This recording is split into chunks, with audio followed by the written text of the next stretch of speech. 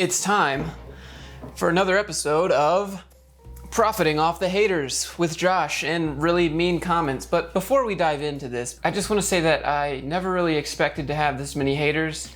I started this channel off with the intent to help people, and I never really thought that doing that would bring so many haters. Yes, I understand that I'm opinionated, just like everyone else is. I think sometimes that I hit a little bit too close to home for people, and they don't like that.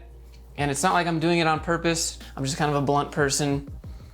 So again, take everything I say with a grain of salt. Let's go ahead and get started here with everyone's favorite boomer. We got your boy Antonio. I don't even know how to say his last name, but this guy keeps coming back to the same video that I made in the summer. And then one day ago, he started blowing up my video again. And he says, "You suck as a software engineer. What's it?" 33 minutes of whining. Horrible. 28 years old and such a whiner. Go get a job. What really exists? He goes on to say, pathetic. Another communist. And let me just address that really quick. A lot of people think that I'm really like pro-socialist or anti-free market, anti-capitalism and all that. I'm really not. I'm really just like, play the game. Antonio goes on to say, Joshua Snowflake. He was so close. It could have been Joshua Snowfluke. You almost had it, dude. That would have, oof. And he says, everybody has this story. Nobody hires anyone who hadn't worked for a long period of time. Get a government job. The job that I got let go from, the remote job, me and 6 other colleagues, that was a government job. But real quick on government jobs, they're pretty steady, they can be pretty reliable, but when the fiscal year comes around and they don't have another budget in place, you may or may not have a job or you may or may not be working for free. In our case, the budget was on hold long enough for our company to be like, we can't pay you because the budget's on hold and they're not approving a new one until who knows when, so we have to say bye. And it's kind of a good old boys, by the book. You're not gonna have any innovative ideas. It's not gonna have 30 layers of management between you and getting that idea implemented. Charlie MIJ says, you have around 3 years experience, have never pulled more than 150K yet, and generally have a really bad sense of career direction, choice and skill set, and a pretty entitled mentality. If you listen to this guy too much, you will end up with problems. You're basically saying, if you don't make more than 150K, then you're not a real developer. You're just kind of gatekeeping that. So for all you people in Europe that have never made 150K, don't even try to give advice. He says, I have a really bad sense of career direction. The career direction was getting a job so I could pay my bills. Your boy Jesse Cavada here says, you are speaking mostly from a single bad experience. That's not true. Almost every single job I had was a bad experience. Sometimes I feel like it's a meme, like it can't be real. Like everything that I've pointed out in corporate cringe has actually happened to me, and that seems a little bit outrageous because like, how can all that, I don't know, I feel like Neo in the Matrix for corporate garbage, like the chosen one. He says, your father lost his job due to letting his skills become outdated. And this is incorrect. If you haven't seen the videos, my dad lost his job because the company wanted him to charge 1,000% more on parts that he had been selling the customers for not 1,000% more of a markup. The only reason that the company had these customers was because of the relationship with my dad, or they could have gone somewhere else. And so when the company said, Mike, we're gonna need you to start charging 1,000% markup, he said, they're not gonna buy it. Like, we've been charging them 100% markup, which is double what you paid for the part anyways, and now you want me to do 1,000. You're gonna lose them as customers, and you're not even gonna have their business to sell parts to anymore at all. And they said, you know what?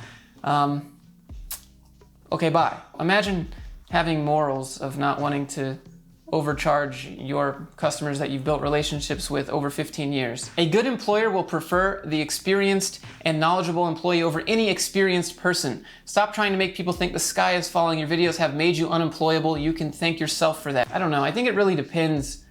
Honestly, I think some companies would hire me on the spot just because I'm a straight shooter, so to speak, in corporate. But also, I just break a lot of the rules in general, and I realize that. I just question everything. I question management on every decision they make. I question everything that I'm supposed to be doing. Why are we doing this? Can we do this better? And people don't like when you ask questions. You're just getting paid to do the job, so you gotta do what you're told. And I've never really enjoyed that, so I just don't make a good employee. But hopefully by making myself unemployable and exposing all the garbage that these companies do and talking about the reality of working, it helps you guys at least be more employable because you know what to do to get a job. And I think that's a fair trade-off, and hopefully these videos have helped you. Digital Mining Solutions says, raises are earned and not given by default. You just think you are entitled to one. If you're the type of person who just wants to clock in and clocks out, of course you're going to stay at the bottom. We see you lack of initiative. You are not entitled to a raise. You earn them, kid.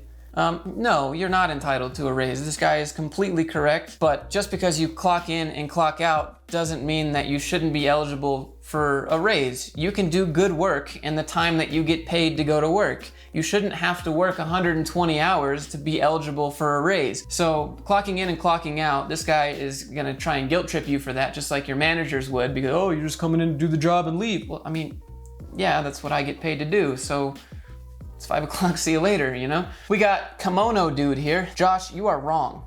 If you would like to have a conference call with me to discuss this, I would be more than happy to explain why your line of thinking about values at the workplace is not only wrong, but sets a toxic mentality for people who are employees. I don't know if this guy's like HR or if he like works at these companies, and I couldn't, I was like, no thank you. I'd rather jump off a cliff. We got SHPRQ-ness. Long-term sub here. This video was not enjoyable for me. I personally like solo reactions, not watching old white men. And I said, just young ones then.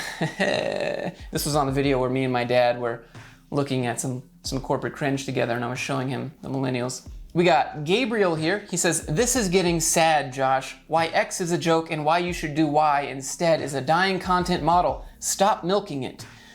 And so I said, oh, then what works? And he never responded. And that video got 100,000 views, so I don't know. Maybe something else works better. We got LMS here. This was about the video where I said every job you get is a race against time. You either choose to be self-employed after a little bit or you choose to be a company ladder type guy. In that video I said, I don't have to worry about ageism. I don't have to worry about getting fired, any of that if you're self-employed. And he says, what you have to worry about is getting paid. You have to market, you have to get your expertise out there, you have to get in contact with a ton of people who want to pay you for X work. Do you seriously make the argument that owning your business is easier than just being hired at a company? I start to wonder why the hell you went the engineering route if you think this way. Why not just become a nurse or a doctor where you're always needed pretty much all around the world? Just so many complaints instead of looking at the good stuff. You can build stuff, make yourself marketable. I said getting paid is the easy part once you know how to make your first dollar. Figuring out how to make that first dollar going the self-employed route is always the hardest, and most people give up when they're trying to figure out how to make that dollar and then how to scale that to make more dollars. He said, getting paid is not easy if the product is crap. And the more programmers there are, the less paid we all will be. Supply and demand. But about the part that says getting paid is not easy if the product is crap, I'd like to propose a question to you, which would be, have you ever heard of a drop shipper that sells cheap, crappy products off of Alibaba or AliExpress and then uses Facebook ads to push those crappy products into your feed and then makes millions of dollars? We got GM that says Fluke is a tool. Make sure you channel all that misguided outrage into buying his coding lessons. I don't actually sell any coding lessons, so good one. We have Dannyism here. He says, you're a gigantic idiot. It's amazing you can work a camera honestly, man. Shinobi says, you are an insecure, sad emo boy. This guy, he loves to hate. He hops into live streams a lot, actually. He says, dude, comb your hair. Are you drunk? Hey, listen here. I like my Trump-esque comb over, all right? Give me a break. And that ad for money to review portfolios, and you're not even a developer anymore. Ha ha ha ha ha, you're killing me. How are you even selling business information when you don't own a business? You record YouTube videos in your bedroom. Ha ha ha ha ha ha ha. I'm actually in my kitchen today. This guy says, dude, this is why companies think twice before taking a chance. You're an unprofessional nightmare. I can't disagree there. Yeah, I'm definitely unprofessional. We got Michael Scofield here. He says, yep, I would never hire you. No integrity at all. And I said, perfect, because I'd never work for you. Every time I release a video that does pretty well, does over 100,000 views, I usually get a lot of new viewers, and a lot of those new viewers think that I'm pretty salty. And I would agree with that. I'm pretty sure my salinity levels are higher than the ocean, about when it comes to corporate at least. You know, I think it's kind of fun. I think I try to be informational and just be humorous about it at the same time. Obviously, remote work's not gonna apply to everyone. And when I say just work remote, obviously you gotta go through some of the team building, even though I think it's ridiculous. You gotta do it, right? Like, just take everything I say with a grain of salt. That's it. Thanks for watching today's video. Double smash thumbs down if you're a hater. Hit like if you're not. Click subscribe. Click the bell, because like 60% of the people that watch this channel aren't even, like, they don't have notifications, like, so no one knows when I make a video and they wonder why they miss it. So it's the bell. You should click that. And if you'd like to support the channel, I have some links down there in the description. I'd appreciate it if you check those out. With that said, I'll see you in the next one.